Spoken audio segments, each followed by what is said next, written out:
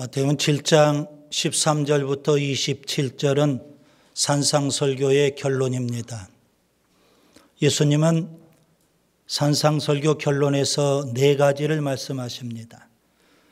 좁은 문과 넓은 문, 좋은 나무와 못된 나무, 하나님의 뜻대로 행하는 자와 불법을 행하는 자, 그리고 반석 위에 집을 지은 지혜로운 사람과 모래 위에 집을 지은 어리석은 사람입니다.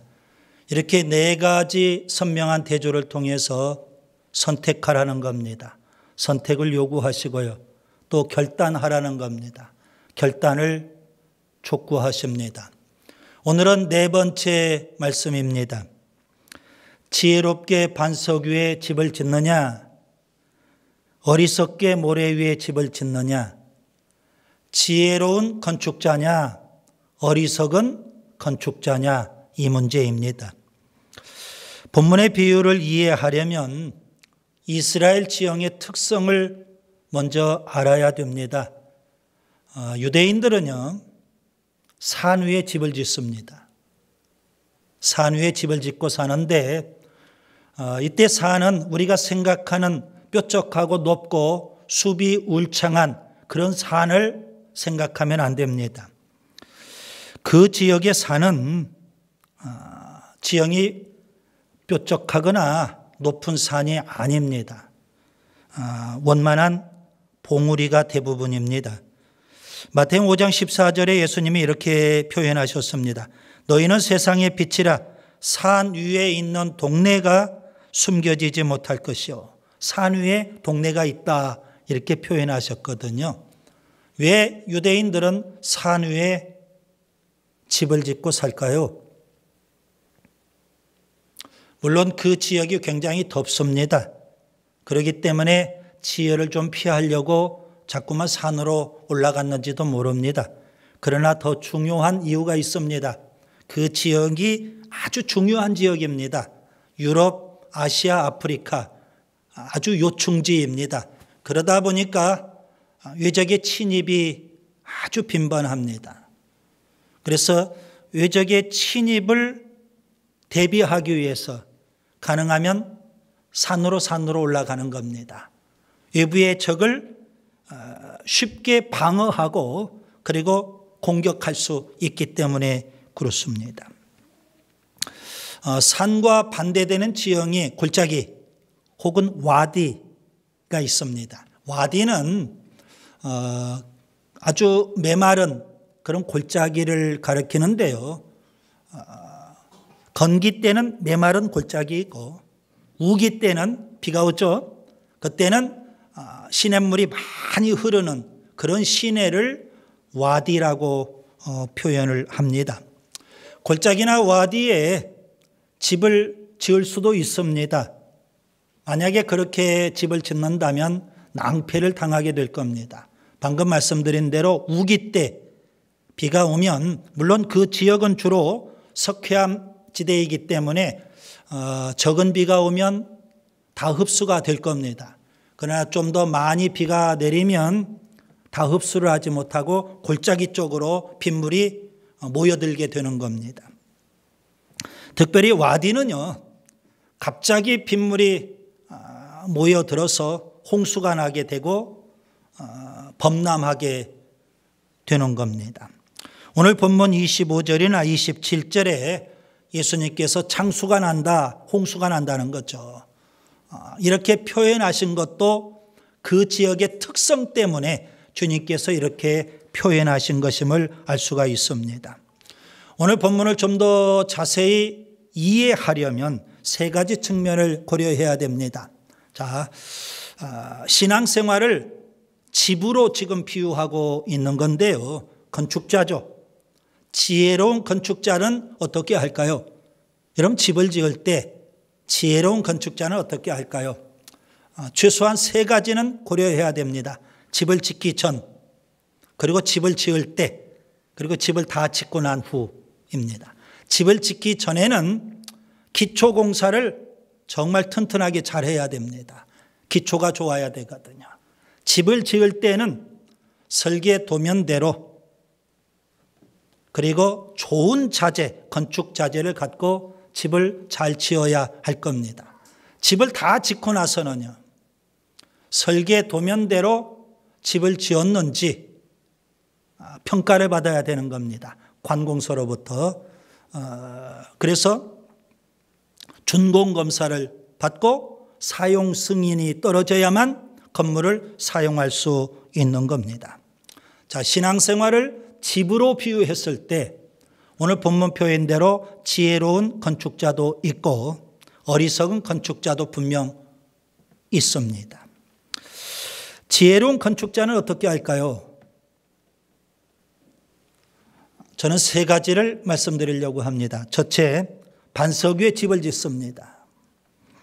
반석 위에 집을 짓는다는 것은 방금 전에 설명해 드린 대로 산 위에 집을 짓는다는 의미이고, 모래 위에 집을 짓는다는 것은 골짜기나 와디에 집을 짓는다, 그런 의미입니다. 산 위는 흙이 얇지만 바위입니다, 주로. 골짜기나 와디는 바위보다는 흙이나 모래가 쌓여 있는 곳, 이렇게 보시면 됩니다. 반석 위에 집을 짓는다는 것은 산 위에 집을 짓는 건데요, 힘들어도 그리고 시간이 걸려도 기초를 튼튼하게 하겠다는 의미이고, 모래 위에 집을 짓는다는 것은 기초를 전혀 고려하지 않고 쉽고 빠르게 집을 짓겠다는 의미입니다. 여러분, 집을 지을 때 기초가 참 중요하죠. 미국 뉴욕은 여러분도 다 아시다시피 초고층 건물들이 많이 있습니다. 어떻게 그게 가능할까요? 그 지역은 거대한 안반 지역이라고 합니다. 그렇기 때문에 그 많은 초고층 건물들이 가능했던 겁니다. 1970년 4월 8일 와우동에 있는 시형 아파트가 붕괴되는 사고가 있었습니다. 지은 지 4개월밖에 안 되었는데 아파트가 무너져 버렸습니다. 왜 그랬을까요? 기초가 부실했기 때문입니다. 시장이 불도저처럼 밀어붙여 가지고 그런 일이 벌어지게 되는 겁니다. 1923년 일본 동경에 대지진이 발생했습니다. 엄청난 피해가 있었죠. 그런데 그 대지진에도 무너지지 않는 건물이 하나 있습니다. 지진이 일어나기 바로 직전에 준공된 건물이에요. 데이코쿠 호텔이라는 건물입니다. 미국의 건축가인 라이트가 지은 건물인데요, 건축을 할 때 많은 사람이 비난을 했어요. 설계 도면대로 기초공사를 하면 비용이 엄청나게 든다는 겁니다. 그리고 시일이 오래 걸린다는 겁니다. 그래서 비난을 많이 했거든요. 그런데 기초가 튼튼했기 때문에 지진을 극복할 수 있었던 겁니다. 여러분, 신앙생활도 마찬가지입니다.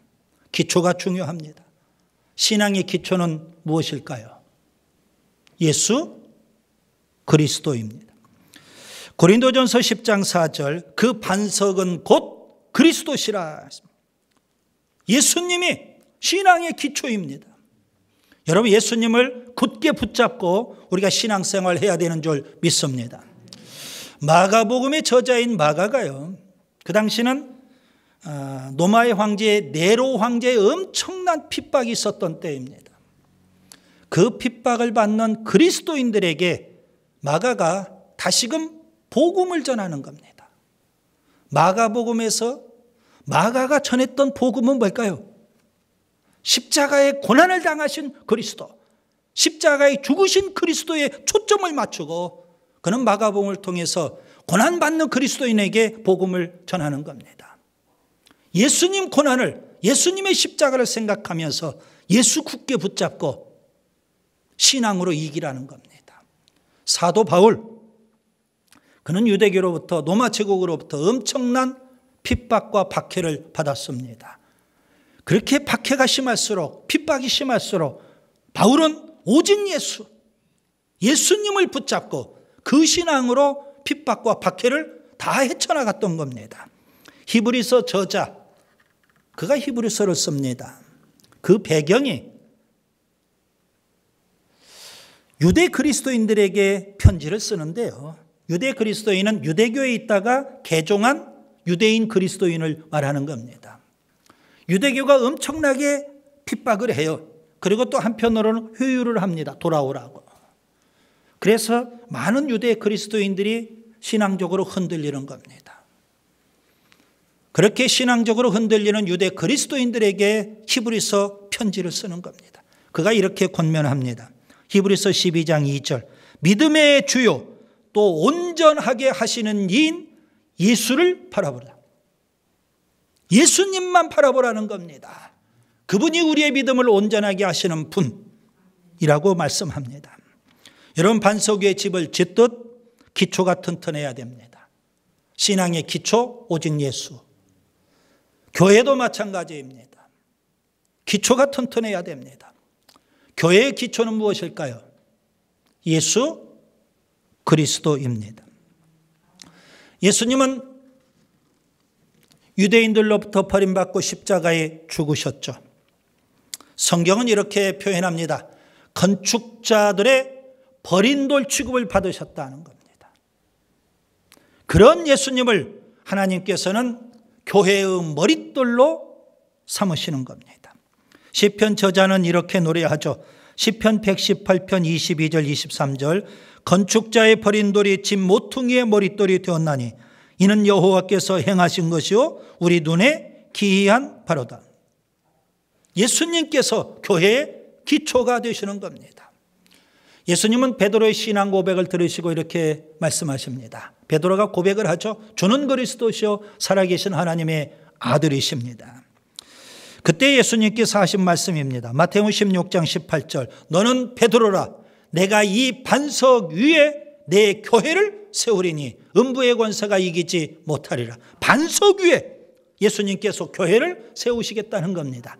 그 반석이 뭘까요?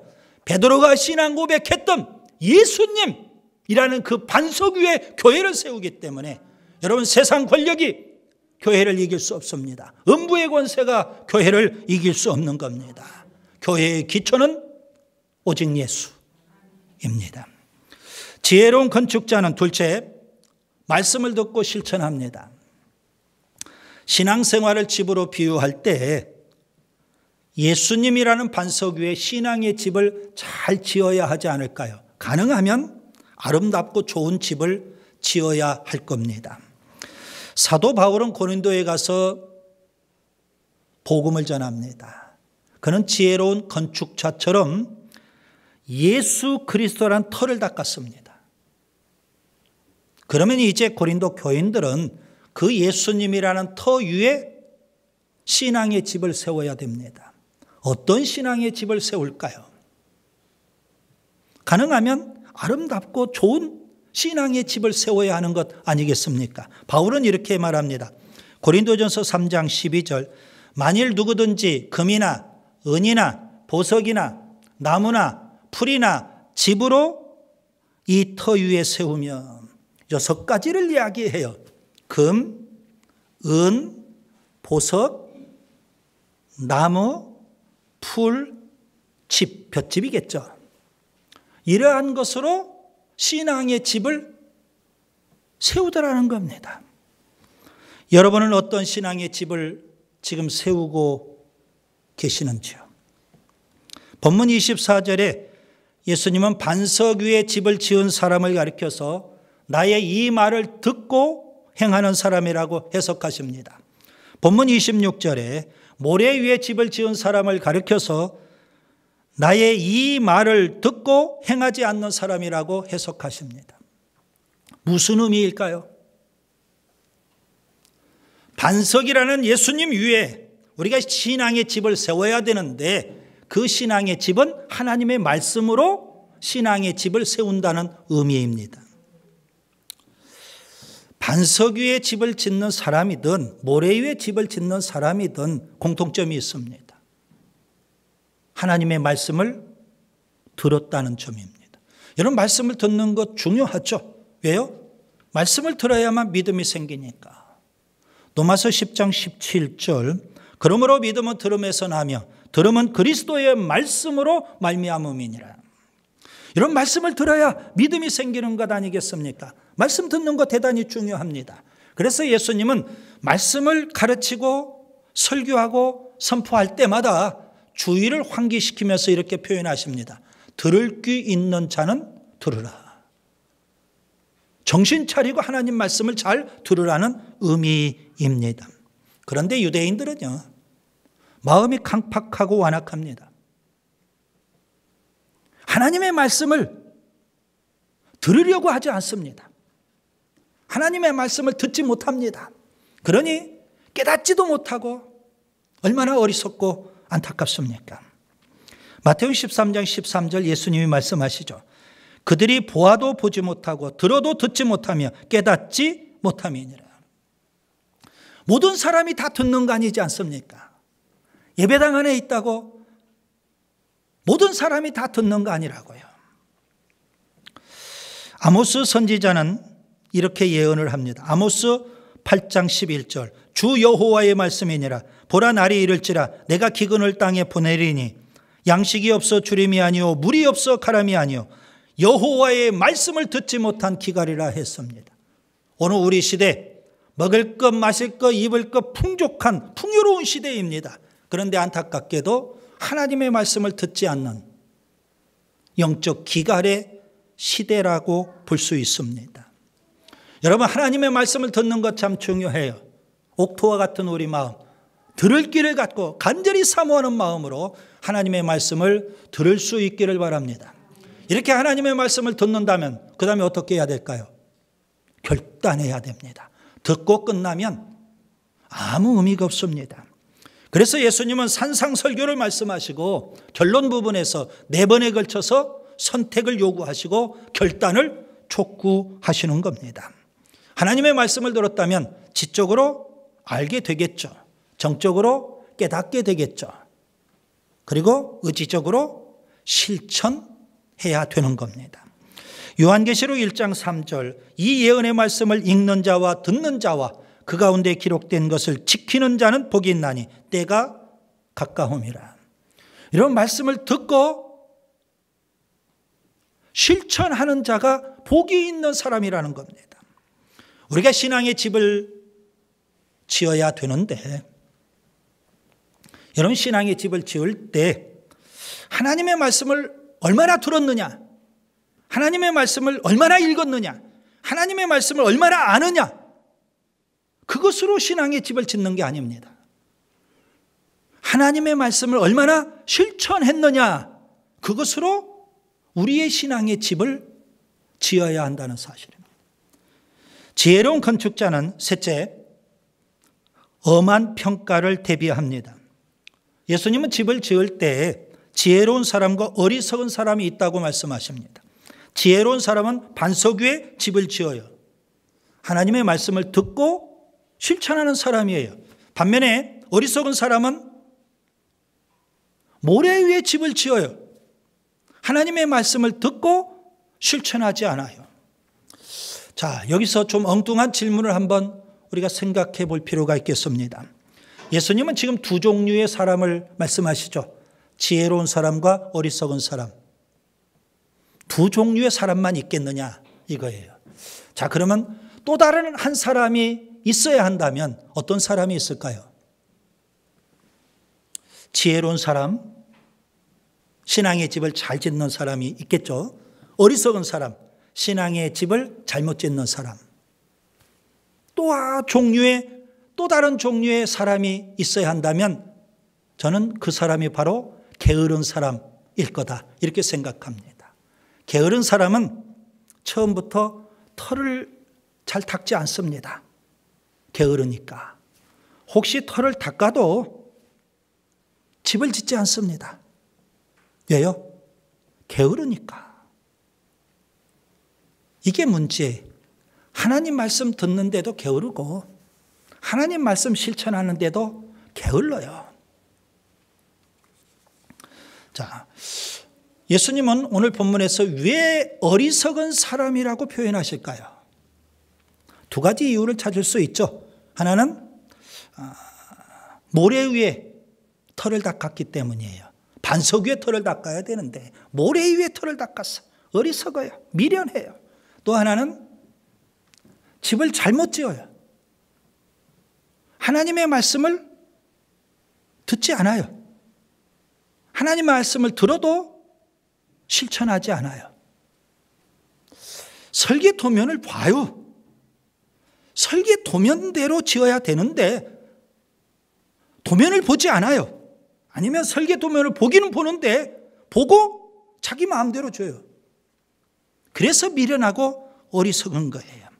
그런데 정말 결정적인 이유가 있어요. 왜 이 사람이 게으른 사람이 아니고 어리석은 사람일까요? 오늘 본문을 우리가 깊이 관찰하면 그 이유를 알 수가 있어요. 왜 예수님은 그를 어리석은 사람이라고 했을까요? 그는 언젠가는 비가 내리고 창수가 나며 바람이 분다는 사실을 전혀 생각지를 않아요. 그래서 그가 어리석은 사람인 거예요. 방금 말씀드린 대로 집을 지었다면 설계 도면대로 제대로 집이 잘 지어졌는지 관공서의 평가를 받아야 하는 겁니다. 우리 시대의 용어로 표현하면 준공검사를 받는 거예요. 사용 승인을 받는 거예요. 마찬가지로 여러분 우리가 신앙생활 집을 짓는 건데 언젠가는 하나님의 평가를 받게 돼요. 하나님의 심판대 앞에서 평가를 받게 돼요. 히브리서 9장 27절 한 번 죽는 것은 사람에게 정해진 것이요 그 후에는 심판이 있으리니 마치 비가 내리고 창수가 나며 바람이 부는 것처럼 엄한 평가가 있을 겁니다. 그동안 우리가 결론 부분에서 살펴보지 않았습니까? 넓은 문을 선택하고 넓은 길을 가면 멸망을 당하는 거예요. 나쁜 열매를 맺는 못된 나무는 찍혀서 심판의 불에 던져지는 거예요.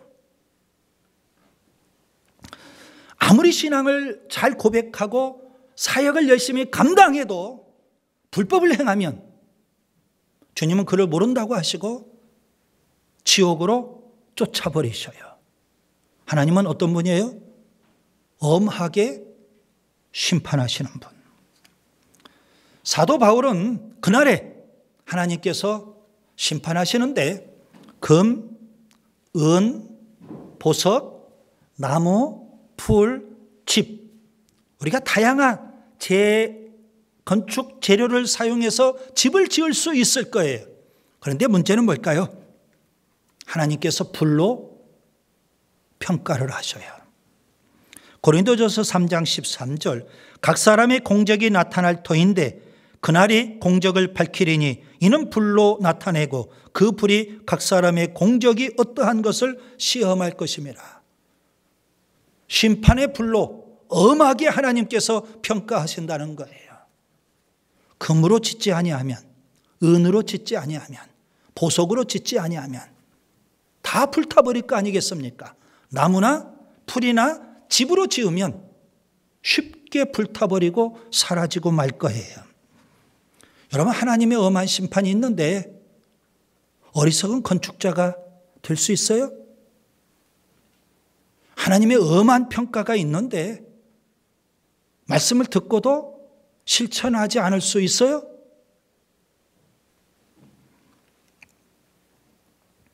지혜로운 건축자는 그날에 있을 엄한 평가를 늘 염두에 둬요.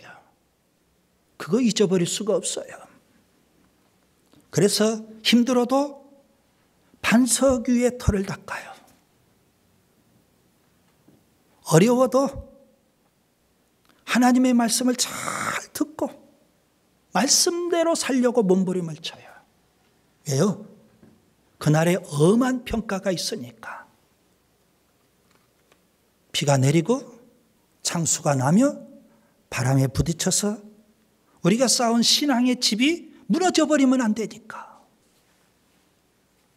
여러분 하나님 말씀을 듣고 실천함으로 신앙의 집을 잘 지을 수 있기를 바랍니다.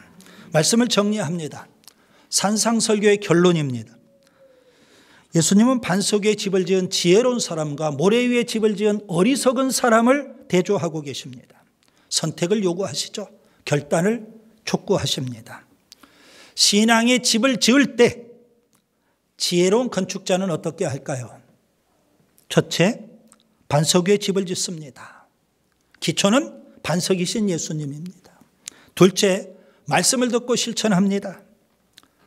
하나님 말씀으로 신앙의 집을 짓는 겁니다. 셋째, 엄한 평가를 대비합니다. 비가 내리고 창수가 나며 바람이 불듯 하나님의 평가는 엄한 평가이기 때문입니다. 반석이신 예수님을 믿고 말씀을 듣고 실천함으로 신앙의 집을 잘 짓는 우리 모두가 될 수 있기를 바랍니다.